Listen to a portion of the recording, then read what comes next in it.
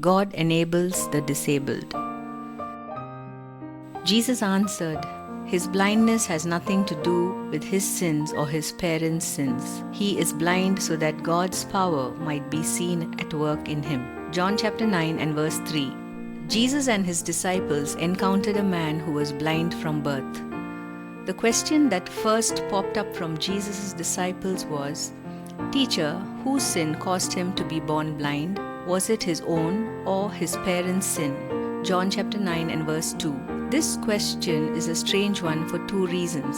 Firstly, the reality of the matter is, none of us is without sin, as Paul says in Romans chapter 3 and verse 23, "For all have sinned and fall short of the glory of God."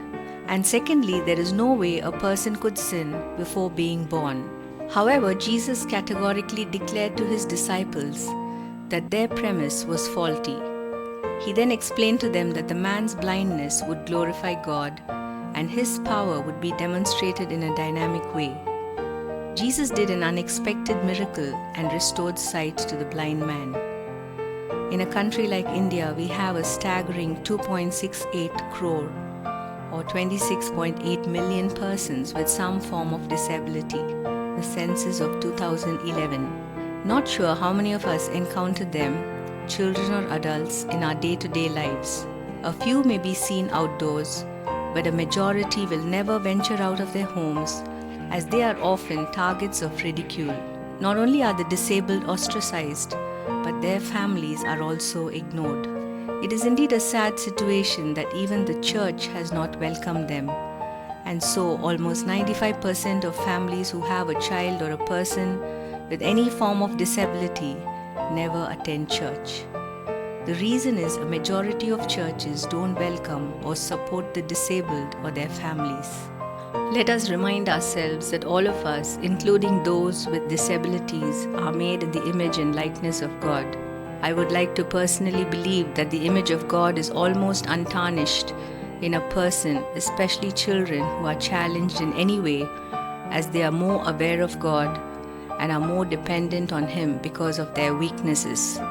May the Lord use us to be channels who will demonstrate His power and love to those who may not be as able as we are, and let us teach our children to be kind and loving to those who are challenged and struggling.